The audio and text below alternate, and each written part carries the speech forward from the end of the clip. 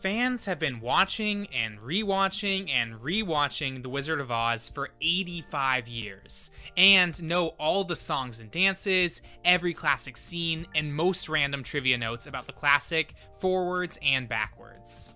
But even for the most ardent fans of The Wizard of Oz, there may be one aspect of the movie that remains little known.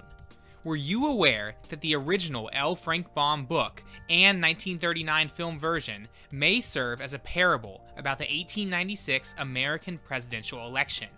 That was the theory first proposed by high school history teacher Henry Littlefield in 1964. And today's fact or fiction video lesson on When the Pictures Got Bigger will take us down the yellow brick road to see if The Wizard of Oz is really a way to study a little covered era in American history, or just some random coincidences. Since this is being structured as a history lesson, let's start with a little, what else? History. I didn't know there'd be a test! I didn't study! When Baum wrote The Wonderful Wizard of Oz as a children's story in 1900, he had tried unsuccessfully to make a living as a chicken farmer, stage actor, newspaper editor, and store owner, before finally achieving fame and fortune with his books. He had penned the best-selling poetry work, Father Goose, His Words, in 1897, but truly hit the jackpot with his 1900 work, which was the best-selling children's book in the United States in both of its first 2 years after publication. The success of the book would spawn 13 more Baum-written sequels about the many characters in the magical land of Oz. He would also go on to write more than 100 novels and short stories in his life, and even form an early independent film studio, the Oz Film Production Company, in 1914, which produced 3 Silent Oz movies with scenes that remain intact today. Two-time Oscar winner Hal Roach played the Cowardly Lion in one of those films, before going on to produce and direct hundreds of silent films starring Harold Lloyd, Laurel and Hardy, and the Our Gang Kids. Baum didn't shy away from political discourse in his writings either. He supported women's suffrage, with he and his wife hosting Susan B. Anthony when she visited the state of South Dakota. He once wrote a poem supporting the future president, William McKinley. And controversially, he also advocated for the mass genocide of Native Americans in a pair of editorials after the massacre at Wounded Knee. But children's books are just children's books, aren't they? Well, let's look at the American populist movement, as well as the 1896 presidential election. The Populist Party was not a super important third party in American history.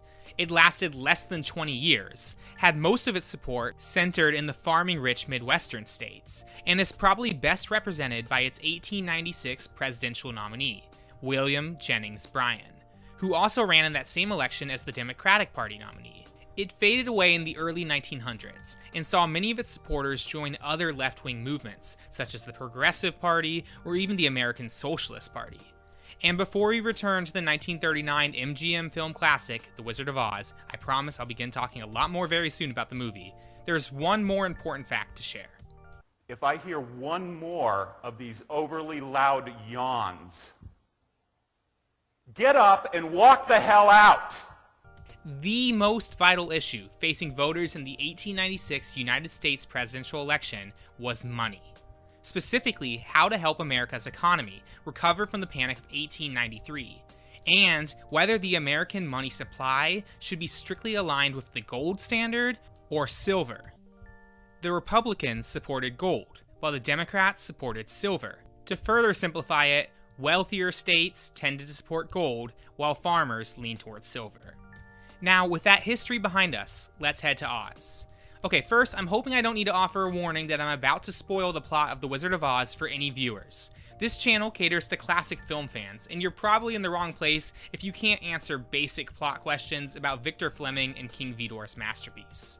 History teacher Henry Littlefield certainly knew the movie and original book plot when he formulated his 1964 thesis, first speculating that when the book and movie depict Dorothy Gale's life on their Kansas farm, only to see a tornado, literally and figuratively, turn their house upside down, it could have been reflecting how the real-life 1893 panic disrupted the economics of that time period.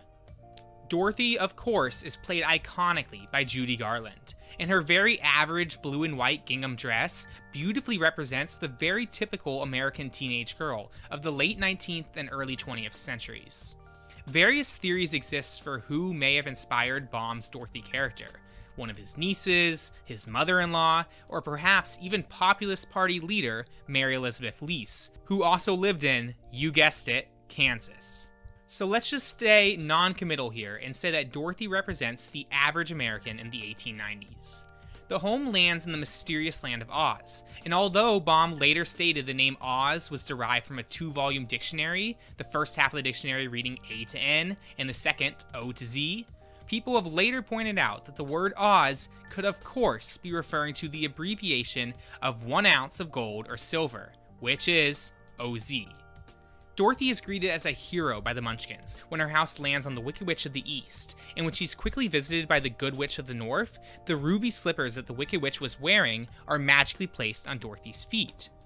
In Populist Era America, the struggling farmers and middle class were dealing with their own Wicked Witches, and the argument could be made that the Wicked Witch of the East were the industrial leaders like the steel or oil magnates of the era, such as Andrew Carnegie, based in Pittsburgh, Pennsylvania, or John D. Rockefeller, based in Cleveland, Ohio. Although The Wizard of Oz was not the first film to be released in color, MGM understood the need for bright, vivid colors in The Wizard of Oz, and so the film's costume designer, Adrian Greenberg, usually credited as just Adrian, made the conscious decision to change the silver slippers of the book to something that would look much better in Technicolor, ruby red. Keep that in mind because we're going to come back to that very important plot element later. Dorothy has just one desire in the film, to return to her Kansas home, and she is dutifully instructed to go see the great and powerful Wizard of Oz, who lives in the Emerald City. He alone has the ability to grant her wishes. And we all know the path Dorothy must take to see the wizard. Follow the yellow brick road. Follow the yellow brick road. Follow the yellow brick road. Follow the yellow brick road. Follow the yellow brick road.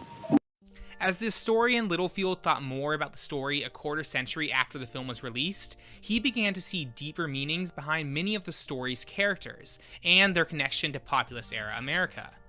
When Dorothy starts walking down the yellow brick road, she first encounters the Scarecrow, who claims he wants brains, but is much more intelligent than he realizes. Who in late 19th century America could the Scarecrow represent? The struggling farmers in the American Midwest, of course. The Tin Man, a working man with an axe who lacks a heart, could stand for the industrial worker, clocking in day after day, whose soul and emotional drive has now been ripped away by the corporate structure of America. The dehumanized laborer without a heart. And the Cowardly Lion, a potential king of the forest if he just has the courage he so desperately desires. A giant of a man who could motivate many with his speeches, but who ultimately failed in his attempts to lead followers out of the jungle? Possibly, he's William Jennings Bryan, the populist Democratic leader himself. But the explanations for characters continue. The Wizard, the leader of the Emerald City, obviously representing Washington, D.C. with its green buildings and structures, the color of money, that could be the president who prevailed in the 1896 election, William McKinley. The Wicked Witch of the West, ultimately done in by a simple dousing of water by the common man, that could be the Western railroads in the United States.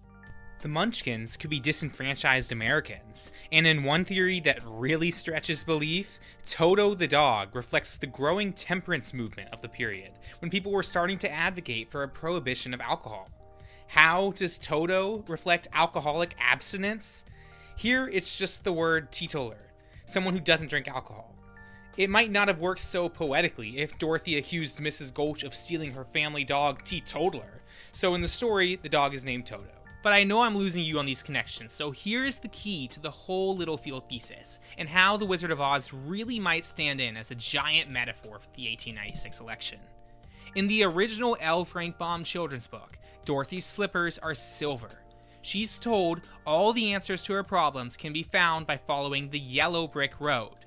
The movie, now in glorious Technicolor, switched the slippers to a much more colorful ruby color.